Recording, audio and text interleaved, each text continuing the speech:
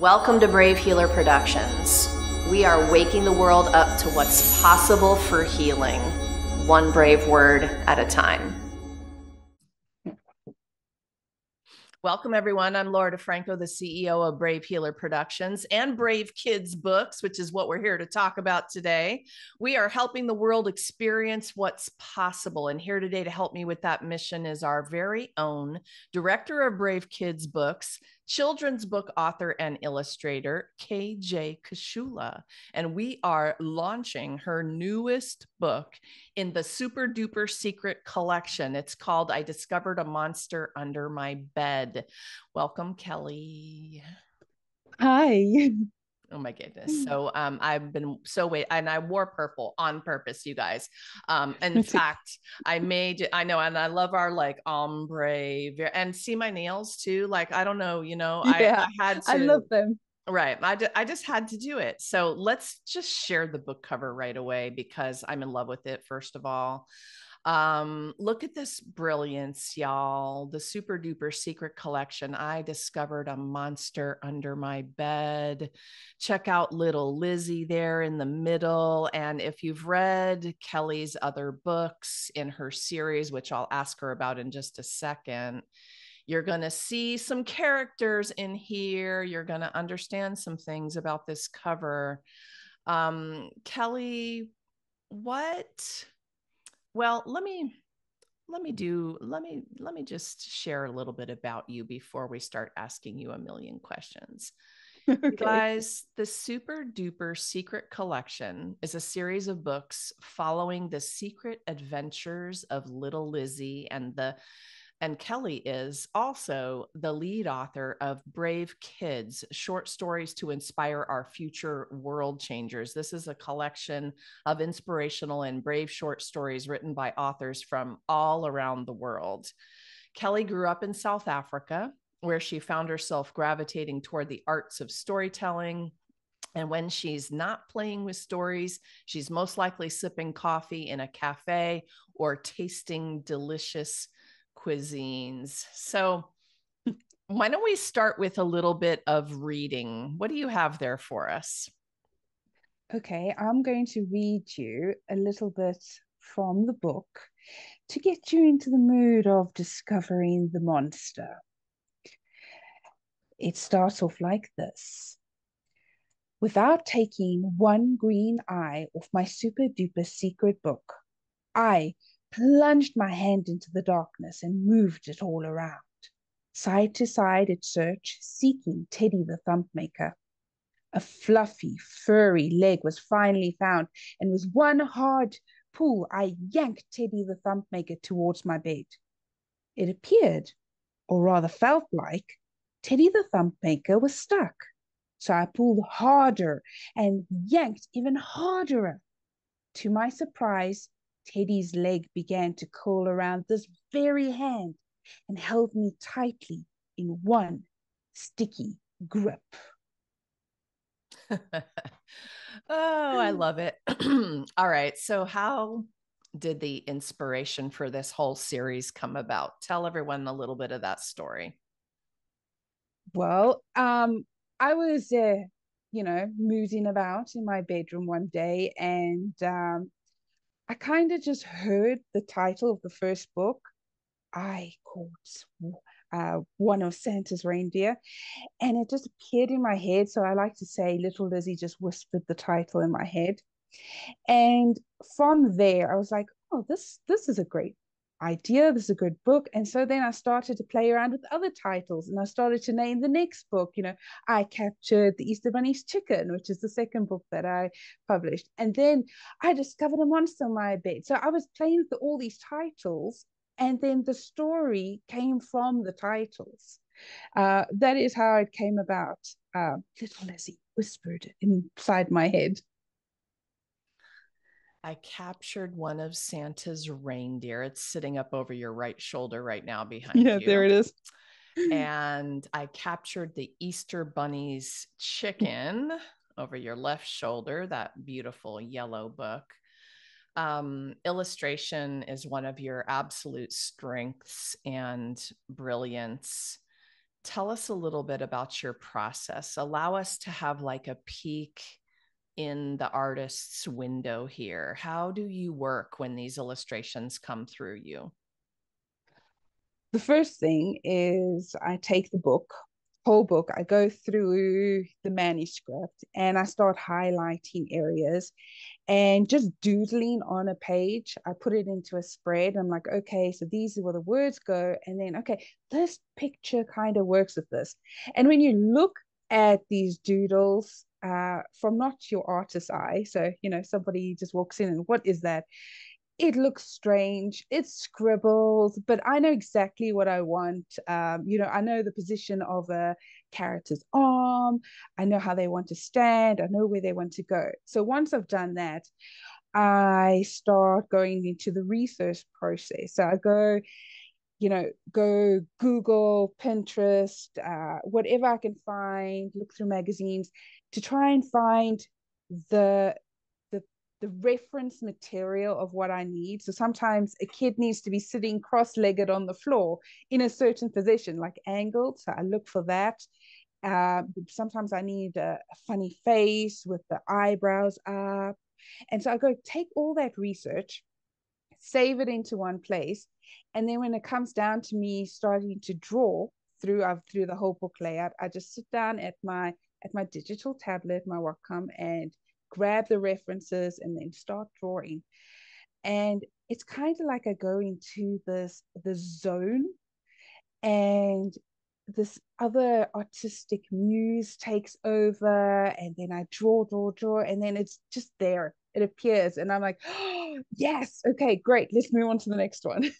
Because that's the only way to get it done is let's just keep going. It's like the Finding Nemo, just keep swimming. So I'm constantly in my head when I have to illustrate, just keep drawing. That's me through the illustration process.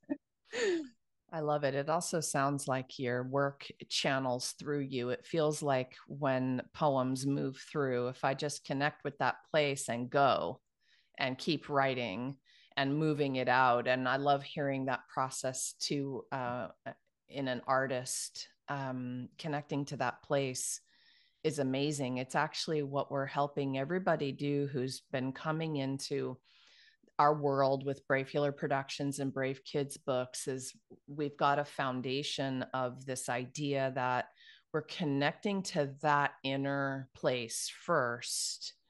That's the essence of who we are. And joy is a compass there. And I can see it on your face when you talk about it. So it makes me excited. Anything else you want to say about that?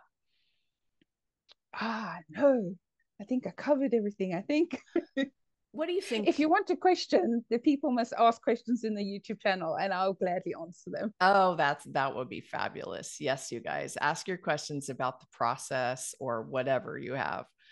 What do you think is the most important thing you want people to know about inspiring kids? Inspiring kids, I've come to understand through stories, is not just inspiring them, oh, this is a great book. There's always meanings and missions behind it. So, with this book, it's inspiring them to explore, to discover, through life and journeys and going into books and discovering things, or inspiration to be a better human being through being kind, through creating friendships that last, which are all the themes in the book.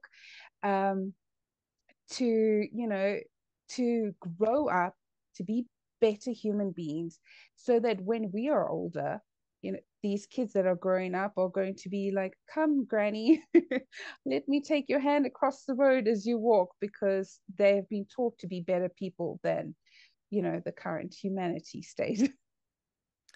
Well, you're definitely verbalizing a lot of the mission when we bring other authors into our world. You've helped so many of our brave healer authors write amazing children's stories. The beautiful collaboration Brave Kids has been just phenomenal collaboration and collection of all of those people with your brilliant guidance, they have stepped up to do exactly what you were describing for kids. What would you like prospective children's authors to know about authoring a children's book? What's the key there, do you think? Or If you keys? have a if you have a story deep inside and it's usually a burning feeling and you cannot get it out your head, you are washing dishes and the story appears, you are driving and the story appears, you're talking to somebody and somebody's mumbling something to you and you cannot think of anything other than that story is kind of has its essence. It's like, I need to come out, write me.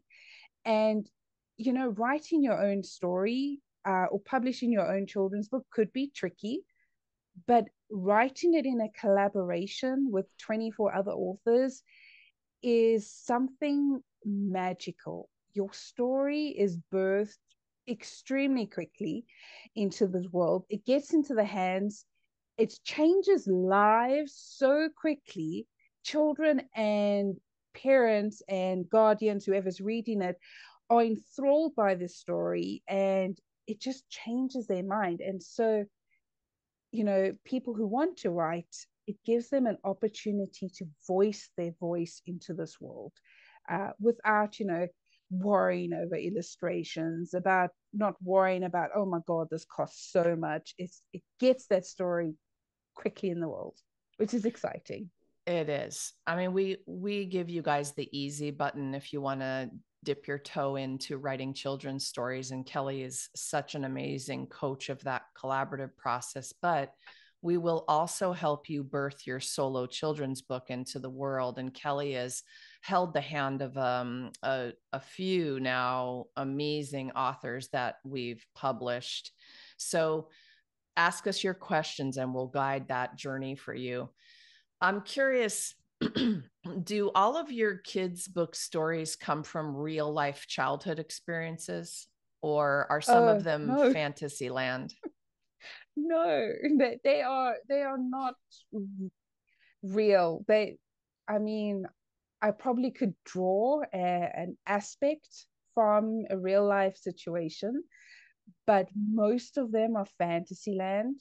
This book in particular, when I was a kid, kids, we always have our wild imagination, but I always imagined that there was this tentacle thing that was going to grab me from underneath the bed, and it was purple. And and so I was like, that was a little bit of the inspiration of the monster under the bed, the purple tentacle. And you know it shouldn't be scary for kids. And so this is a friendly monster, and he's going to teach little Lizzie a lot. And he taught me a lot about, that monster under the bed. It's not so scary. It's all in your mind. So all fantasy, most like let's say about 95% fantasy drawing from the muses from beyond. Well, this one particular story is why I asked you about that, because I think almost every kid has an under the bed thing. Yeah, I know I did. It was a long time ago, but there's something about that space under there, and you've transformed it for kids and for adults for that matter. So we're talking a little bit about our Brave Kids collaboration. You have a lot going on aside from getting this next beautiful book out into the world. Um, Tell us a little bit about volume 3 and all the rest of the stuff that's going on in your world. Okay, so let's see. The next book I'm going to be busy on is Brave Kids 3, which we're currently grabbing some authors, seeing if they want to write for the book. And so that'll kick off around January, and we're going to publish June next year. So Brave Kids 3 is finally coming into fruition. So I'm happy about that. And then Little Lizzie's world doesn't stop there. She always has adventures. And so I do have the titles of the coming books in my head that I've written down. And so I'll probably spend the next year going through my titles and actually writing the next book, which I'm really excited about because it's always a fun journey for me starting a book. You know, I get to the research, I plan, I figure it out. Um, the worst part for me is when I write the end because then it feels like something died. Oh. So I'm super excited for 25 and writing because, you know, it's going to be my year of writing. I'm going to write for Brave Kids 3. I'm going to write Little Lizzie's next adventures. And so that is what I'm up to in terms of writing and illustrating. So Brave Kids, the first volume is over my shoulder there, but I've got the second one here for you guys. I'll hold it up a little closer so you can see Brave Kids 2. And you've been dreaming up our Brave Kids 3 cover. The covers are amazing, you guys. The super duper secret collection. I caught one of Santa's reindeer. I captured the Easter Bunny's chicken. And now I discovered a monster under my bed. You're going to be able to find all of those on Amazon, and we'll hook you up down below so that you can come see and buy these brilliant books for your kids. Parents, grandparents, teachers, mentors. They are just spectacular adventures, fun to read for adults and kids alike. You're going to see what we mean. So, having said that, why don't you read us the synopsis here to close this out today? Sure. Late one night, little Lizzie, Teddy, and her trusty flashlight sat under the bed sheets reading a fantastical yet frightless but fearless tale. It was the most fascinating and fabulous piece of fiction she had just got her right hand upon. As little Lizzie feasted upon the letters and pictures, her heart fluttered as her face pierced the foreboding pages. Thump! Without taking one green eye off her super-duper-secret book, she plunged her hand into the darkness, seeking Teddy the Thump Maker. A fluffy, furry leg was finally found, but to little Lizzie's surprise, this fluffy, furry leg began to curl around her hand and held her tightly in one sticky grip. Little Lizzie tells her readers all about how she discovered the monster under her bed and a secret hidden adventure to the underneath. Oh my gosh, if any of you are poets like me and you are getting turned on by the F alliteration in that synopsis, I hope you guys are paying attention. I'm like, oh, I hear every word. I love it so much. Kelly, thank you. I'm so happy. Thank you so much for what you do in the world. And thank you for being in my world and helping me just bring Brave Kids books to life and into the world in a bigger way. Thanks for being here today to share everything with everyone. Oh, you're most welcome. It's fun and exciting, and I can't wait for people to divulge what's happening in these books. All right, you guys. So be looking for I Discovered a Monster Under My Bed. It's coming to Amazon August 13th. It's very soon. It's just about a week before publication as we record this interview today. We can't wait to share this book with you and your kids. If you're listening after that date, just scroll on down because we have the Amazon link hooked up for you there, and also the link for the entire super duper secret collection. So lastly today, everyone, remember, your words change the world when you're brave enough to share them. So it is time to be brave. See you next time, everyone.